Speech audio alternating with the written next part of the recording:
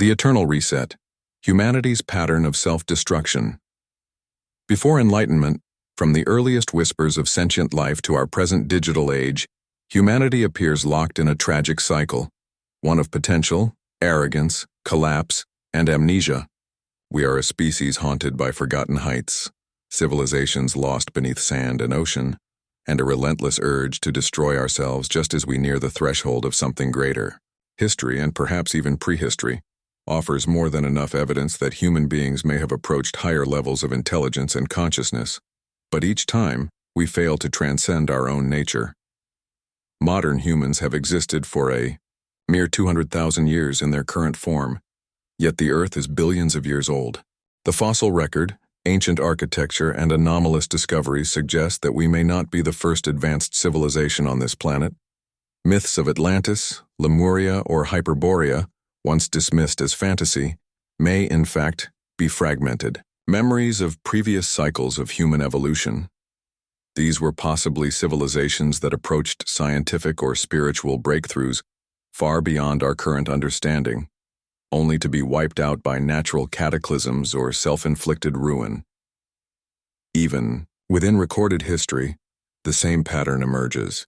The Sumerians gave rise to mathematics and astronomy. The Egyptians hinted at cosmological alignments we still struggle to decode.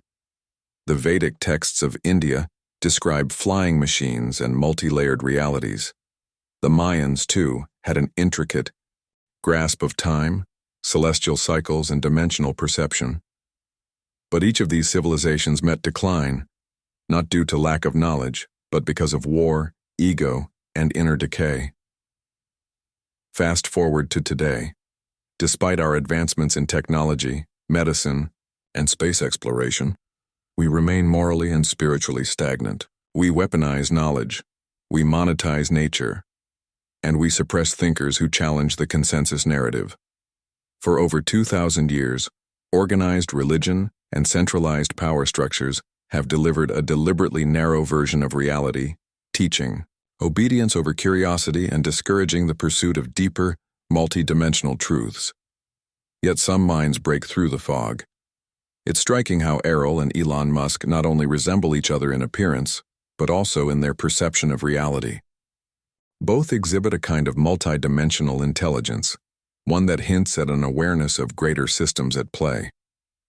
Elon, in particular, speaks openly about simulation theory, interplanetary colonization, and artificial intelligence, not as science, fiction, but as eventual certainties. These ideas are not just technological, they are metaphysical. They suggest that some individuals are tuning into frequencies far beyond the collective understanding. Humanity, however, is still in its infancy. As a species, we fumble in the dark, divided by race, religion, politics, and fear, while the universe pulses with complexity all around us.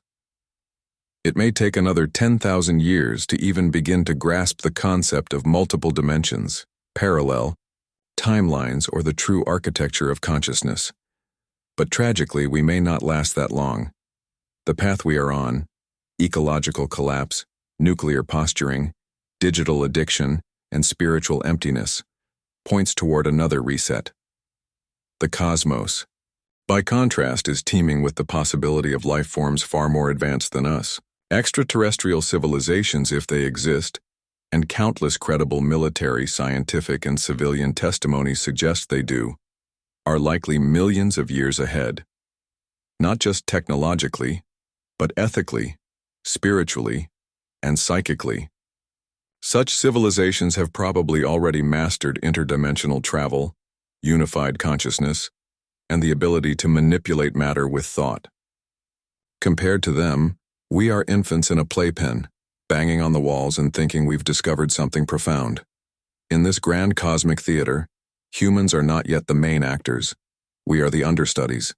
We are the children of a species that could have been gods but chose to remain animals. We are the bottom rung of a ladder that reaches toward the stars, and we may fall off before we ever take the first real step. Like blind men feeling parts of an elephant and thinking it's the whole, we mistake fragments of truth for ultimate reality. We praise our scientific breakthroughs while ignoring the spiritual and ethical void. We silence the visionaries and elevate the marketers. And in doing so, we risk becoming another footnote in the long fossil record of civilizations that almost made it. Unless we change, unless we evolve not just in gadgets but in consciousness, we will repeat the cycle again. Collapse, forget, and begin anew. Billions of years on a loop. The eternal reset. Always on the verge of becoming something greater, and always failing just before we do. The eternal reset. Humanity's repeating failure in the grand architecture. Of the pyramid of power, humanity does not stand at the apex. It is still crawling at the base, weighed down by its own ignorance, pride, and spiritual blindness. The prince, if he is to master the game, must understand that humanity has not evolved in a straight line toward progress, but in cycles, each one reaching for the stars, only to collapse into dust. From the vantage point of the few families who rule the earth, these cycles are not random. They are understood, anticipated, and in many ways managed. The collapse of civilization serves a purpose. It resets the board, erases dangerous knowledge, and ensures that the masses never ascend beyond a certain threshold.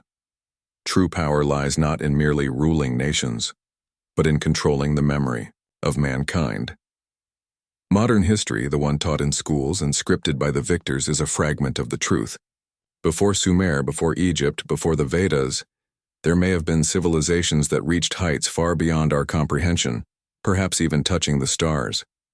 Their remains are buried not just beneath earth and ice, but beneath centuries of imposed ignorance. Myth is memory, and memory has been manipulated. Today we find ourselves again on the verge. Technology accelerates at blinding speed, yet morality regresses. Artificial intelligence, genetic engineering, and quantum theory open doors to realities once thought divine. But the collective mind is not ready. Humanity, still ruled by greed, division, and fear, is heading toward another reset. As in Atlantis, as in Rome, as in all fallen empires, the seeds of destruction are always sown in the moment of triumph. It's striking how Errol and Elon Musk, father and son, reflect this duality. They are both men of immense perception, speaking in terms most can't comprehend. They sense what others cannot, that the universe is layered, multidimensional, and teeming with hidden potential. Their resemblance is not only physical but intellectual, rare, minds trapped in a species not yet ready to follow. Elon, in particular, hints at truths buried in simulation theory, space colonization, and post-human evolution. He is not a messiah, but a signal, proof that a higher awareness is possible. Yet, we remain in our infancy. It may take 10,000 more years to comprehend the nature of dimensions, consciousness, and the architecture of the cosmos. But we may not get there. We are destroying ourselves faster than we are evolving. Environmental collapse, digital enslavement, and ideological warfare have become tools in the hands of the elite, not to awaken humanity but to contain it, to keep it blind. Like the prisoners in Plato's cave, we fight over shadows on the wall while the true reality burns behind us. Even the greatest minds of the modern age, Einstein, Tesla, Hawking, while peering into the secrets of the universe, could not fully grasp the nature of higher dimensions. They stood at the door, but the key remained elusive. Our biology itself is a barrier. Human hearing is deaf to the vast symphonies of sound beyond our range. Our eyes see only a narrow band of light, blind to the invisible energies and forms around us. At higher dimensions, the senses we rely on, sight, sound, touch, smell, may be insufficient. Entire realms may exist that we can neither perceive nor survive within, because our bodies are not equipped for the journey. Perhaps death itself is not an end but a transition, a passage into those higher frequencies of reality, inaccessible to the physical body. Perhaps our essence, stripped of its biological shell, can travel where thought, consciousness, and matter merge into one. In that realm, time may bend, identity may dissolve, and knowledge may finally unfold. The prince must see this clearly. He must not be fooled by the illusion of progress. Humanity is not ascending, it is circling the drain of its own unlearned lessons. To rise above, he must break the loop. He must reclaim memory, expose the reset mechanisms, and elevate a new vision, one that defies both the tyrants above and the self-destructive masses below. If the prince fails, the cycle will repeat. Collapse. Forget. Begin again. The eternal reset. But if he succeeds, then and only then can the pyramid be inverted. Then, mankind may rise from servant to sovereign, and the stars will no longer be out of reach.